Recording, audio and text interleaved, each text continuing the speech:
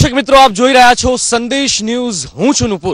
દર્શક મિત્રો લગભગ 2 મહિના પહેલા ઉત્તર ગુજરાતમાં અનામતની પાટીદાર સમાજની માંગની એક રેલી નીકળી અને ત્યારબાદ આ માંગની રેલી જાણે કે આ અનામતની આગ સમગ્ર રાજ્યમાં દાવાનળની જેમ ફેલાઈ ગઈ અને આજે આ પાટીદાર અનામતની માંગ સાથે એક મહારેલીનું આયોજન કલોલમાં કરવામાં આવ્યું છે અને સંદેશ ન્યૂઝ પહોંચ્યું છે કલોલ અને આ છે સંદેશ ન્યૂઝનો જનતા દરબાર। જે રીતે આપ જોઈ શકો છો કે ખૂબ મોટી સંખ્યામાં પાટીદારો અહીંયા ઉપસ્થિત છે અને કેટલાક પાટીદારો સાથે ખાસ વાતચીત કરીશું, જાણીશું કે તેમની માંગ શું છે, ખાસ પાટીદારો શા માટે આટલું ઉગ્ર અનામત આંદોલન કરી રહ્યા છે। કેટલાક વડીલ મિત્રો પણ અહીંયા આપણી સાથે છે, સૌથી પહેલા એમની સાથે વાતચીત કરીશું।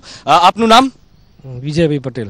વિજયભાઈ, અનામત આંદોલન છેલ્લા લગભગ 2 મહિનાથી રાજ્યમાં સળગી રહ્યું છે, શા માટે આટલું ઉગ્ર આંદોલન? એમાં શું પટેલોને બધી જગ્યાએ અન્યાય થાય છે, એડમિશન બાબતમાં, સર્વિસ બાબતમાં બધી જગ્યાએ અન્યાય થાય છે। અત્યાર સુધી અન્યાય સહન કરતા લોકો આવ્યા છે, અન્યાયનો વિરોધ કરે છે। આ લોકો જે અન્યાય થાય છે એનો વિરોધ કરે છે બધું પબ્લિક એટલા માટે। બિલકુલ અન્યાયનો વિરોધ કરી રહ્યા છે લોકો। સાથે જ એક અન્ય વડીલ છે, એમની સાથે પણ વાતચીત કરી। આપનું નામ? ઈશ્વરભાઈ પટેલ। ઈશ્વરભાઈ, આ ઉગ્ર આંદોલન અન્યાયની વાત કરવામાં આવી, અન્યાય થાય છે, પરંતુ અન્યાય ઘણા સમયથી થતો આવ્યો છે અને આપ ખૂબ પીઢ વ્યક્તિ છો, આપને પણ ક્યાંક ને ક્યાંક અન્યાય થયો હશે, પરંતુ શા માટે અત્યારે જ આટલું ઉગ્ર આંદોલન? છેલ્લા કેટલા વર્ષથી 60 વર્ષથી ગવર્મેન્ટ આપણને ભાજપ સરકાર હોય કે કોંગ્રેસ સરકાર હોય એ અમારી પાટીદાર કોમને ઉલ્લુ બનાવેલી છે અને પછાત વર્ગના લોકોએ અનામત 10 વર્ષને બદલે અત્યારે 60 વર્ષ થયા તોય પણ ચાલુ રાખી છે।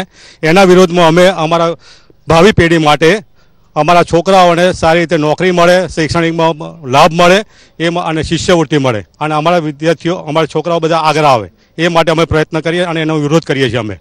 બિલકુલ અનામતની પ્રબળ માંગ થઈ રહી છે, સાથે ક્યાંક ને ક્યાંક વિરોધ પણ થઈ રહ્યો છે।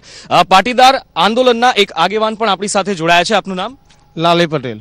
લાલીભાઈ, ખાસ કરીને સરકારની વાત થઈ, જે પ્રમાણે ઈશ્વરભાઈએ વાત કરી કે સરકાર તરફથી અન્યાય થઈ રહ્યો છે, શું આજ સરકાર તરફથી અન્યાય થઈ રહ્યો છે કે પછી જેટલી પણ સરકારો આવી ક્યાંક ને ક્યાંક પાટીદાર સમાજને દરેકે દરેક સરકાર તરફથી અન્યાય થયો છે? અનામત માટે તો દરેક જે બી આવી છે સરકારે એને અન્યાય જ કર્યો છે। અમારા છોકરા જે 90% લાવીને બી એમને ત્યાં આગળ એડમિશન નથી મળતા, જે 60% વાળા અનામતના હિસાબે એડમિશન લઈ જાય છે। એટલે અમારા છોકરાઓ સાથે તો દરેક સરકારે અન્યાય જ કર્યો છે અને અમારા સરકાર સાથે લડત નથી, અમારે ઓબીસીમાં અમને સમાવે એટલી જ અમારી સરકારને રિક્વેસ્ટ છે।